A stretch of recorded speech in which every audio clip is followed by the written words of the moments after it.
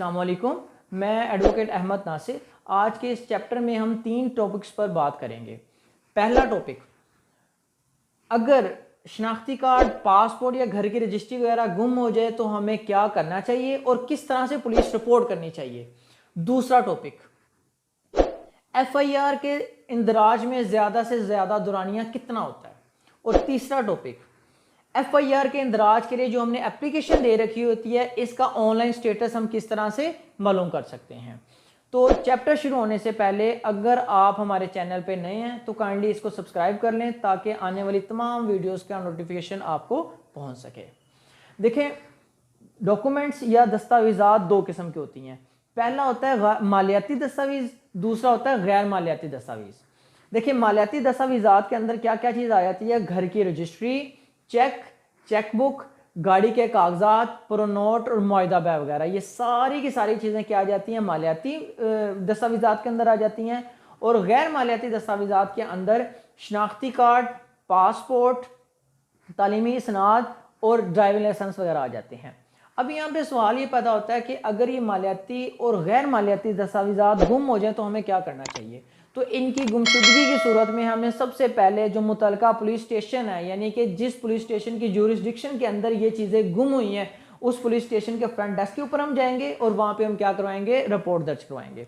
अब रिपोर्ट दर्ज करवाने का क्या तरीकाकार है? तो रिपोर्ट दर्ज करवाने के लिए हमें 4 डॉक्यूमेंट्स का होना हमारे पास ज़रूरी है। जो सबसे पहला यह है कि दरख्वास्त गुजार का असल शनाख्ती कार्ड और शनाख्ती कार्ड की फ़ोटोकॉपी। दूसरे नंबर पे एक एप्लीकेशन के हमारी फ़लाँ चीज़ फ़लाँ जगह पे गुम हो गई है, ये एप्लीकेशन। और तीसरे नंबर पे जो चीज़ हमें हमारी गुम हुई है उस चीज़ का क्या करना है? अपनी फ़ोटोकॉपी लगा देनी है। और चौथे नंबर पे कोई ऐसी दस्तावेज़ात की फ़ोटोकॉपी जो कि गुमी हुई चीज़ के लिए क्या करे? मददगार साबित हो सके। तो आपने ये 4 चीज़ें साथ लेके फ्रंट डेस्क के ऊपर जाना है और उनको दे देनी है और 5 से 10 मिनट के अंदर अंदर आपकी क्या हो जाएगी? रिपोर्ट दर्ज हो जाएगी। यहाँ पे आपको एक चीज़ बताता चलूँ कि जब आप ये 4 चीज़ें पुलिस उनको फ्रंट डेस्क वालों को देंगे तो फ्रंट डेस्क वाले आपसे बयान हल्फी भी मांगेंगे। सवाल ये पता होता है कि कब हमने बयान हल्फी जमा करवाना है और कब बयान हल्फी हमने जमा नहीं करवाना। तो जब मालियाती दस्तावेज़ात गुमेंगे तब बयान हल्फी जमा करवाना पड़ेगा। गैर मालियाती दस्तावेज़ात के लिए बयान हल्फी जमा करवाने की कतई ज़रूरत नहीं है। अब बयान हल्फी किस तरह से लिखा जाएगा? तो बयान हल्फी का जो नमूना है या तो ये हमें फ्रंट डेस्क से मिल जाएगा या फिर किसी भी स्टैनो से हम क्या कर लेंगे? इसको ले लेंगे। खैर, तो दूसरा जो टॉपिक है वो हमारा वो ये है कि किसी भी एफआईआर के इंदराज में ज़्यादा से ज़्यादा दुरानियाँ।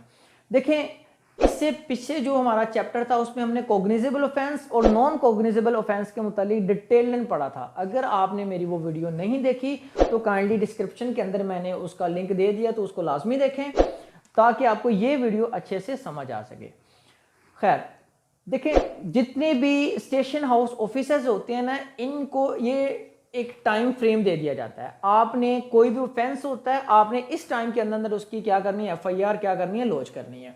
अब जैसे कत्ल, इक़दाम कत्ल, जना, बदफेली और अगवा बराए तावान या ज़र के मुकदमात या ये एमएलसी के बाद अगर इस तरह का कोई ऑफेंस हो जाए तो एसएचओ ड्यूटी बाउंड है कि वो 8 घंटे के अंदर अंदर एफआईआर क्या करेगा? लॉन्च करेगा। जबकि राजधानी, डकैती, गाड़ी की चोरी, छीना झपटी वगैरह के अगर इस तरह का कोई वो हो जाए, ऑफेंस हो जाए, तो एसएचओ ड्यूटी बाउंड है कि वो 24 घंटे के अंदर अंदर क्या करेगा? एफआईआर को लॉन्च करेगा।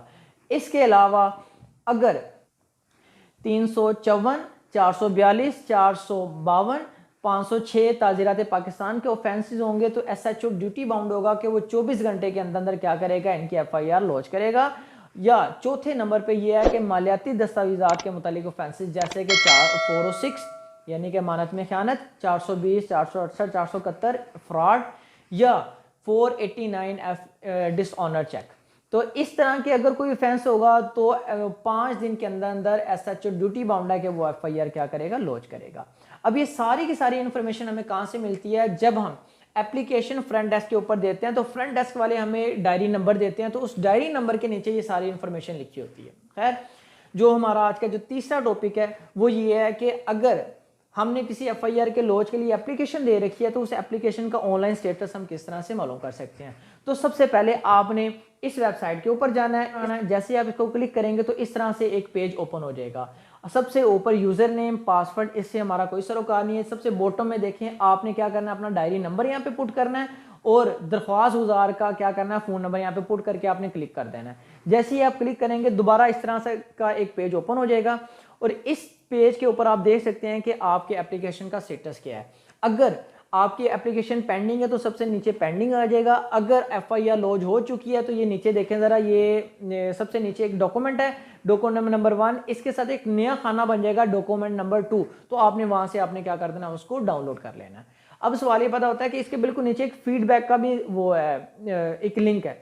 आपने करना यूँ है कि आपने इसके ऊपर अगर किसी किस्म का दौरान एप्लीकेशन देने के बाद आपको किसी किस्म का कोई मसला हुआ या आपकी एफआईआर लॉन्च नहीं हुई, वट कोई भी मसला आपको, आपने यहाँ पे अपना फीडबैक दे देना। अगर किसी पुलिस ऑफिशियल ने आपसे कोई मांगी है, रिश्वत मांगी है या कोई भी मामला आपके साथ दरपेश हुआ तो आपने अपना लाजमी यहाँ पे फीडबैक दे देना।